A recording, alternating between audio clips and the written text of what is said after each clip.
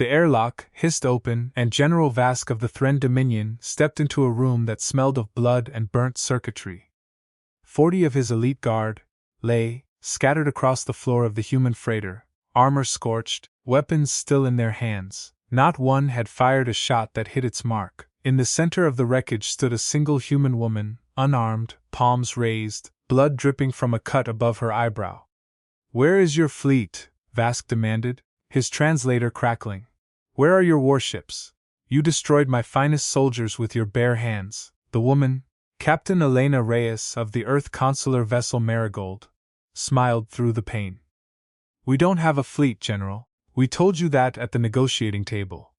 You just didn't believe us." 3 days earlier, none of this had begun with violence at all. It had begun with a refusal. The Threnn Dominion had swept across 17 star systems in less than a decade, absorbing every civilization it touched into its endless war machine. It conquered because an ancient prophecy demanded a grand alliance of every sentient species, forged in blood, to face a threat from beyond the galactic rim that no one alive had ever seen. Refusal was treason against destiny itself. When Dominion scouts found Earth, they expected the usual pattern: awe, fear, quick surrender. Instead, humanity sent a single envoy to the Dominion flagship, orbiting a dying red star, and that envoy said no. "We will not send our children to die in a war we did not start, for a threat we have not seen, ordered by an empire we do not trust," Elena told the War Council, standing alone in a chamber built for beings 3 times her height. "Earth stands apart." The council laughed. High Marshal Draith Cullen, crystalline plating gleaming, eyes like burning coals, leaned forward on his throne of fused star metal. "You are a single species, on a single world, without so much as an orbital defense grid worth mentioning. You refuse us." "We do," Elena said simply. No one had ever said those words to the Dominion, and lived past the hour. But Cullen did not kill her. Instead, he made a wager that would haunt the Dominion for the rest of its existence. He sent a single strike team, 40 of his best soldiers, to escort the envoy back to her ship, with quiet orders to make an example of her. No declaration of war. Just an accident, deep in unclaimed space, where no witnesses could prove what happened. He did not know Elena had spent 6 years in Earth's Special Reconnaissance Division before becoming a diplomat. He did not know human envoys were never sent anywhere without training that would make Dominion Special Forces blink twice. And he certainly did not know the Marigold carried something the Dominion had never encountered. The attack came exactly as planned: swift, brutal, silent. 40 soldiers breached the hull in 3 coordinated squads, expecting a slaughter. Their scanners showed a crew of 9 unarmed civilians. Their orders were simple: neutralize resistance, stage the wreckage, leave nothing to investigate. They found Elena waiting in the dark. What followed was not a battle. It was a demonstration. She moved through the corridor like water, finding the shape of a knife, disarming the first soldier before he understood he'd been touched, ducking under a plasma bolt that scorched the wall where her head had been a heartbeat before. She had no exosuit, no augmentation. She had discipline, and 20 years of training that treated the human body as a weapon. A second squad flanked her through the cargo bay, certain that numbers alone would end it. She let them come. She used the tight corridors against them, letting their own bulk and armor slow their reflexes in spaces built for cargo crates, not warriors.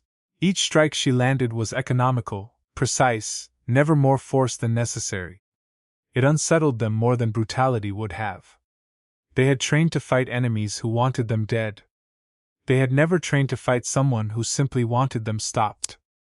But she could not fight 40 alone forever. That was when the Marigold's true secret revealed itself.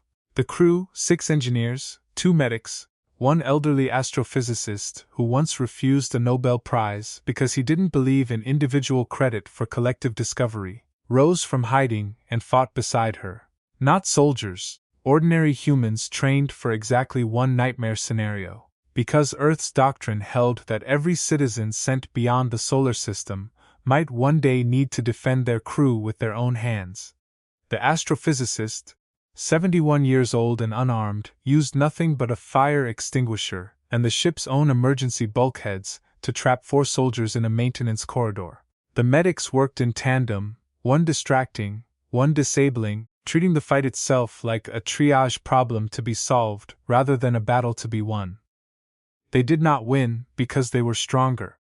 They won because the Dominion had never fought an enemy that fought for each other, instead of for glory. When Vask arrived, he found only silence, and Elena standing amid the fallen, refusing to finish what her crew had started. "Why do you not kill me?" Vask asked, genuine confusion in his rasping voice. "Because we're not like you," Elena said.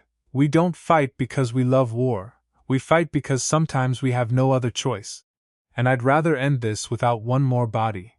Vask had led armies across a dozen conquered worlds. He had never once heard those words spoken by a species with a knife still in its hand. He did not report the full truth to Colin, only that the mission had failed due to unexpected resistance. He left out the part where 40 of the Dominion's finest had been humbled by 9 unarmored civilians and 1 soldier who chose mercy. But secrets do not stay buried in an empire built on ambition.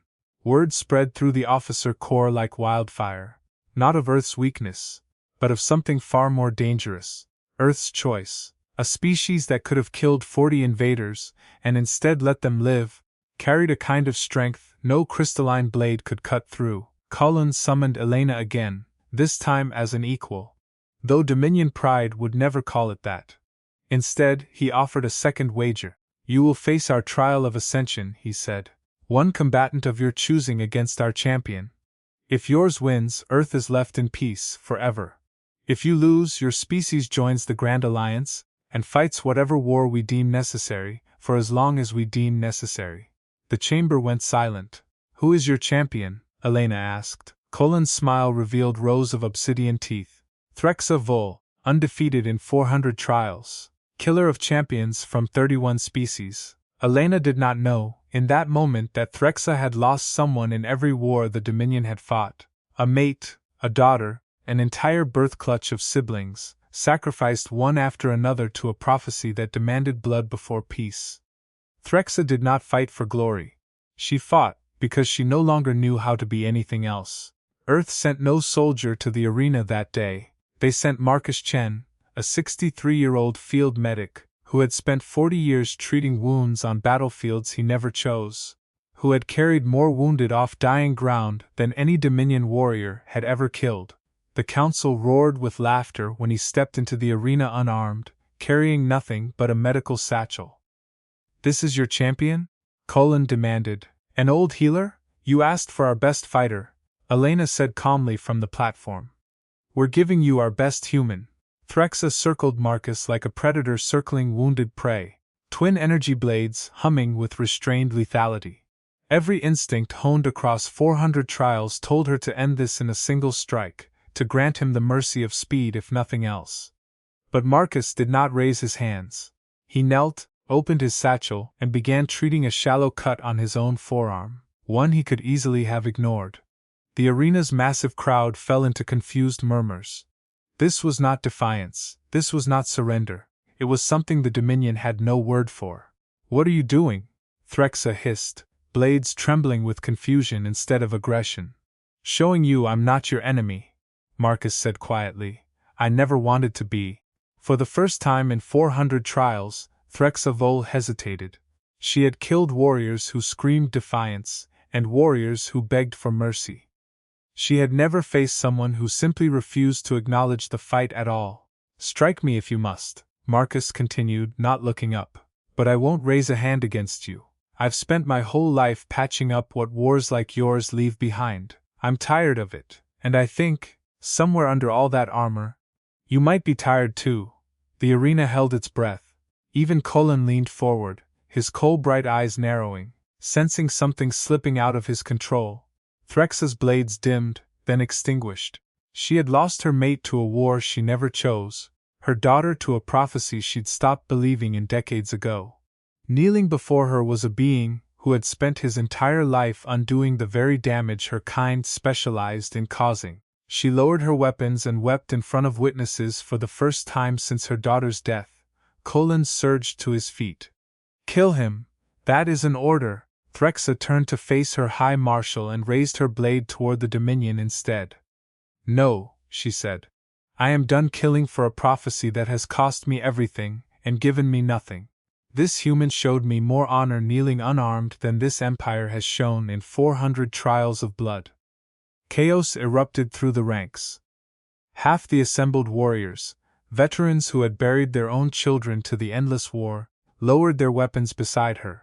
The other half stood frozen, uncertain which command to obey. Their loyalty to the prophecy suddenly weighed against the sight of their most celebrated champion, refusing to fight. Colin's mistake had not been sending the strike team nor the trial of Ascension. His fatal mistake was believing an empire built entirely on conquest could survive contact with a species, offering something the Dominion had never considered: the freedom to simply stop fighting. In the weeks that followed, the Threnn Dominion did not collapse in fire, as such empires often do in old stories. It fractured quietly, from within, as more warriors remembered Threxa kneeling beside an unarmed healer instead of striking him down. Fleets began refusing deployment orders. Worlds began petitioning for release from the Grand Alliance's endless prophecy. Even Vask, the general who had first stepped into the wreckage of his own strike team, quietly resigned his commission, rather than enforce another order he no longer believed in. Colin was eventually deposed, not by Earth, not by war, but by his own council, exhausted by 100 years of bloodshed for a threat that had never arrived. Earth never fired a single warship in that entire conflict. It never needed to.